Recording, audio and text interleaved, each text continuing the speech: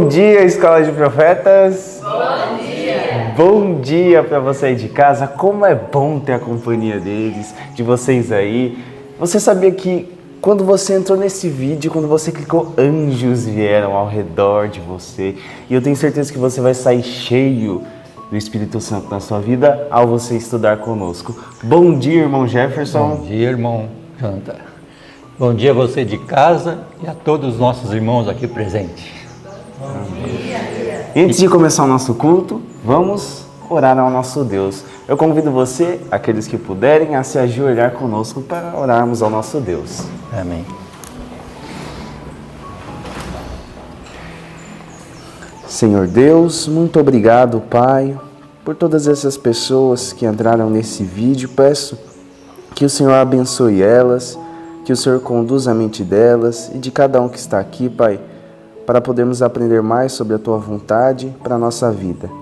Em nome de Jesus, Pai, peço que o Senhor esteja com as pessoas de casa, confortando o coração delas, dando ânimo e que elas possam continuar, Pai, dia após dia, estudando conosco. Em nome de Jesus, dê força para elas. Amém. Amém. Muito bem. Além de nós orarmos ao nosso Deus, buscarmos a Sua presença, também é muito bom entoarmos cânticos de louvor ao nome do Senhor, né? E nesta manhã, qual vai ser o nosso hino de abertura?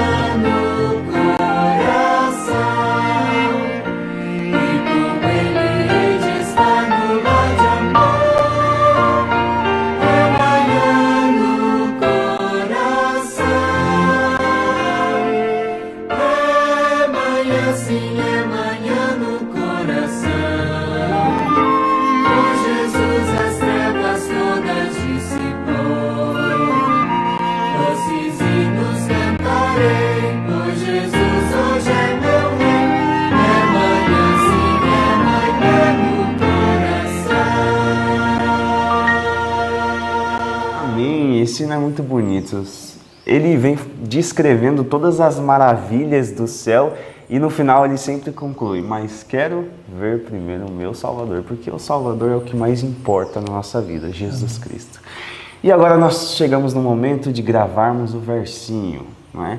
E qual que é o versinho que a gente está gravando, que a gente vai começar a gravar nessa semana? Então, Jonathan, para nós entesourar a palavra de Deus no nosso coração, vamos aqui falar Mateus 24 e 24. Amém.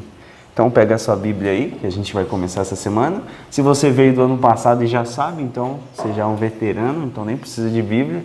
Mas é um versinho curto e é um versinho bem conhecido, eu sei que a gente vai gravar rapidinho essa semana. Então, eu vou contar até 3 e a gente fala. 1, 2, 3. Mateus 24, 24. Porque surgirão falsos cristos e falsos profetas, e farão tão grandes sinais e prodígios, que, se possível fora, enganariam até os escolhidos. Mateus 24, 24. Mateus 24, 24. Porque surgirão falsos cristos, falsos profetas, e farão tão grandes sinais e prodígios, que, se possível fora, enganariam até os escolhidos. Mateus 24, 24. Mateus 24, 24.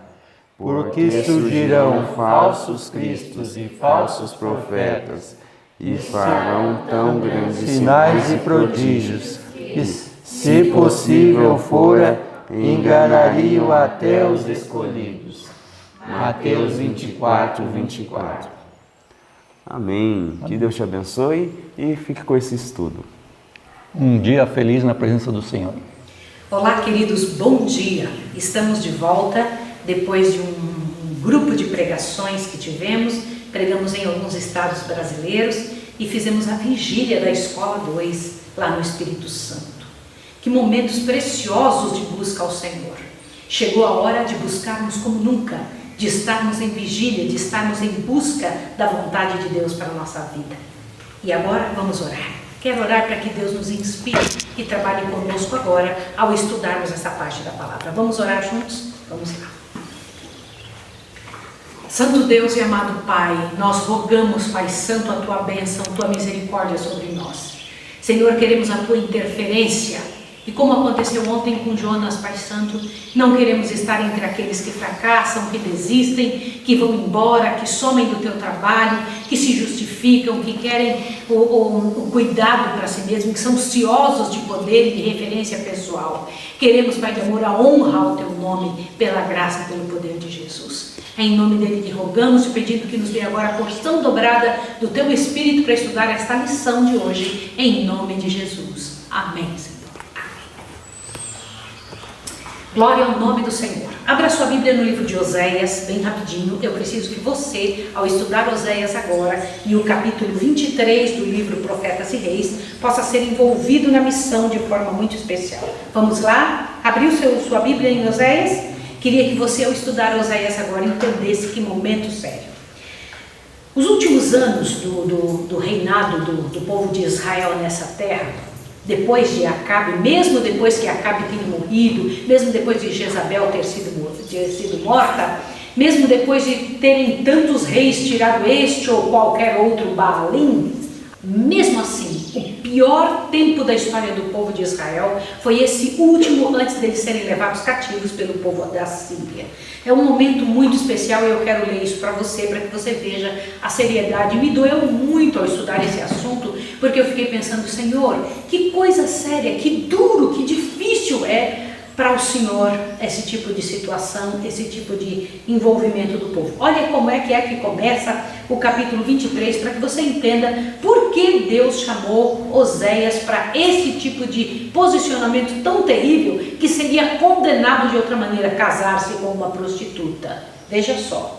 Os últimos anos do malfadado reino de Israel foram assinalados pela violência e derramamento de sangue como jamais havia sido testemunhado, mesmo nos piores períodos de luta e inquietação sobre a casa de Acabe. Deixa eu te fazer uma pergunta. Por que você acha que mesmo mesmo depois da morte de Acabe, de Jezabel, dos piores reis, ainda assim o pior tempo foi este antes da invasão assíria. Por quê? Porque o mal, quando não é cortado totalmente pela raiz, dá frutos terríveis. Quando o mal não é cortado inteiramente, ele vai brotar com uma força muito grande. Quando você só poda uma planta, o que acontece com essa planta podada? Assim é com o pecado. Nós temos que tomar providência rápida, porque senão o pecado nos engolirá completamente. A linguagem que Deus usa para explicar isso é, olha só, por mais de 2 séculos os governantes das 10 tribos haviam estado a semear ventos, agora colhiam tempestades. Irmãos, quantas vezes Deus foi atrás? Quantas vezes Deus lutou? Quantas vezes Deus buscou? Quantas vezes o Senhor Deus levantou um após outro profeta para que fossem trabalhados os corações, para que houvesse uma nova chance, um novo pedido de arrependimento, de perdão. O Senhor Deus ia atrás como um grande pai, ofertando, oferecendo, lutando pelo povo. E o povo não queria. Infelizmente não queria. Até os líderes do povo de Israel queriam concessões políticas, tinham mudanças rápidas. Por exemplo, mudavam hoje, amanhã voltavam a fazer tudo errado de novo. Era só Deus afrouxar um pouco a mão, que o povo voltava numa impiedade sem limites. E as impiedades, elas tinham nomes. Eram impiedades sexuais, impiedades de adoração a balaíns, coisas que não fortaleciam o intelecto e muito menos a vida espiritual deste povo. Você acha que está acontecendo coisas como esta hoje em dia? É assim que tem sido? Olha, eles tentaram resolver de forma errada. Os líderes da época tentaram resolver de forma errada. Do que eu estou falando? Alguns dos líderes de Israel sentiam agudamente sua perda de prestígio e desejavam poder para reconquistá-lo. Mas em vez de abandonar aquelas práticas que haviam levado ao enfraquecimento ao reino, continuaram em iniquidade, lisonjeando-se com o pensamento de que quando surgisse a ocasião, poderiam alcançar o poder político desejado, aliando-se com os pagãos. Gente, nunca aliar-se com os pagãos vai trazer algum benefício. Nunca. A palavra nunca é muito forte, mas ela cabe muito bem aqui. Jamais tentando fazer um pé em cada canoa. Imagine, você está descendo um rio caudaloso, indo em direção ao precipício, bota um pé em cada canoa, vai firmar alguém no barco. Era assim que o povo de Israel viveu por muito tempo. Por intermédio de homens santos de Deus, Deus se levanta, ajuda, fortalece, mas eles transpassaram o concerto igual fez Adão. É a linguagem que nós temos no livro de Oséias. Irmãos, que terrível! Quando eu paro para pensar nisso, então, eles transpassaram o concerto como fez Adão. Isso, erraram da mesma forma. Eu tenho em meu coração que às vezes nós fazemos coisas semelhantes. Às vezes nós falamos, não, se eu tivesse no lugar de Adão, se eu tivesse no lugar de Noé, se eu tivesse no lugar de Moisés, se eu tivesse no lugar dos apóstolos, do povo de Israel. Nós fazemos em alguma medida coisas piores. Em proporção pior do que o que eles fizeram, e nós esperamos que Deus nos abençoe. Quando Deus tira a mão, a gente volta às práticas da miséria. Foi assim que o povo de Israel estava vivendo. E mais, irmãos, olha, visto que te estabelecesse na lei do teu Deus, também olha só que o Senhor Deus, ouvi a palavra do Senhor, vós filhos de Israel. Foi a mensagem que finalmente veio. Visto que te esqueceste da lei do teu Deus, também eu me esquecerei de teus filhos. Como eles multiplicaram, assim contra mim pecaram, eu mudarei a sua honra em vergonha. A iniquidade que durante tantos séculos estava reprimida, né? A paga pela iniquidade estava reprimida, agora estava solta, né? Imagine isso, é uma questão muito dura de pensar.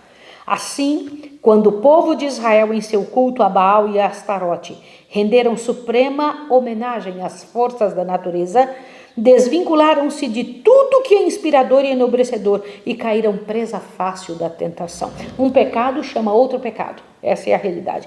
Com as defesas da alma destruídas, não tinham os enganados adoradores qualquer barreira contra o pecado e renderam-se às mais vis paixões do coração humano. Que terrível, que terrível, que terrível. Mas a parte mais importante é essa daqui. Eu espero que você esteja acompanhando. Diz assim: contra a disfarçada opressão, a flagrante injustiça, o luxo inusitado e extravagante, depuradores, despundorados banquetes e bebedeiras, a grosseira licenciosidade e deboche de seu tempo. Os profetas ergueram a voz, mas seus protestos foram vãos. Em vão foi a denúncia do pecado. Aborrecem na porta aos que repreendem, declarava Amós, e abominam o que fala sinceramente. Afligis o justo, tomais resgate e rejeitais os necessitados na porta. Irmãos, deixa eu te contar uma coisa. Quando Deus mandava servos dele para poder falar e repreender o povo, eles riam, debochavam do povo, riam e continuavam nas práticas da miséria. O que foi que o Senhor Deus então fez? Automaticamente, o Senhor Deus se volta e toma uma posição. Permitiu que a Síria tomasse o poder. Irmãos, eu quero dizer para vocês que Deus é Deus, que Deus jamais algo acontece fora da autoridade do Senhor. Ele é soberano. O que é a soberania de Deus? O Senhor Deus sabe exatamente a hora de usar algum tipo de ação como resultado para com aqueles que estão fora do centro da vontade de Deus. Deus usou a Síria. Deus usou a Síria. Isso é muito sério. Depois de todos os apelos, o Senhor Deus permite que eles sejam levados. Não sem antes conversar muito. Todas as bênçãos que o povo de Israel tinha recebido, todas as bênçãos foram consideradas como nada, eles foram se acostumando. Sabe aquilo que acontece com a gente? Que a gente vai se acostumando com as coisas boas, comida todo dia, nosso trabalho, as coisas... Às vezes fica ruim, mas daqui a pouco resolve de novo e a gente vai levando. Deixa eu lhe dizer uma coisa. Assim fez o povo de Israel. Não se voltaram verdadeiramente a favor de Deus. Não se envolveram nas coisas do jeito que deviam. E a vida, olha que coisa terrível, eles desistiam fácil. E a vida se tornou exatamente aquilo que eles plantaram. A colheita foi rápida, a colheita foi difícil. Deixa eu te falar sobre o juízo direto de Deus. A destruição que abateu o reino do norte foi um juízo direto de Deus. Os assírios foram meramente o instrumento que Deus se serviu para realizar o seu propósito. Por intermédio de Isaías, que começou a profetizar pouco antes da queda de Samaria, o Senhor se referiu aos assírios como a vara da minha ira.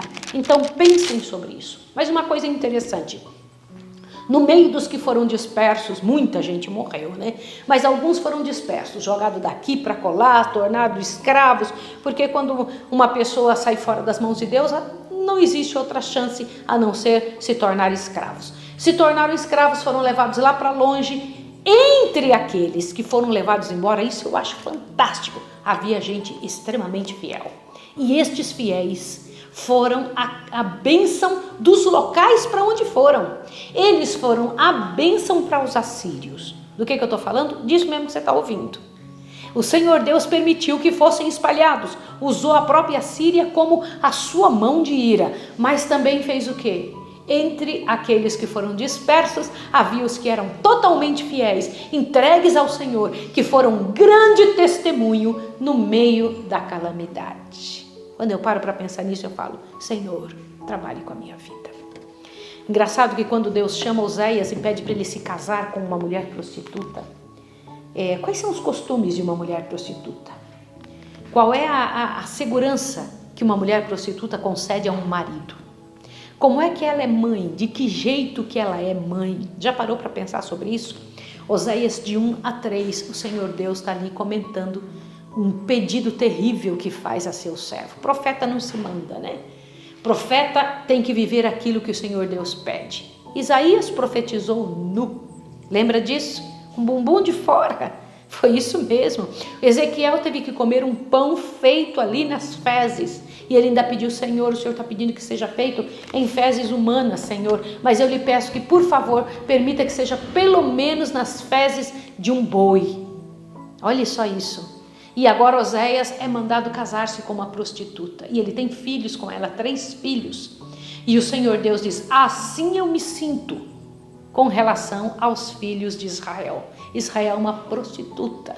Sai atrás de todos os outros deuses. Ela corre atrás de outros que lhe deem pão, comida e abrigo. Mas quando estes não lhe dão, ela volta para mim correndo, como esta sua mulher voltará para você. Olha que situação terrível. Vai lá e busca ela no meio das prostituições. Tenha filhos com ela e bota o nome que eu quiser nas crianças. Porque estas crianças terão nome que fará diferença.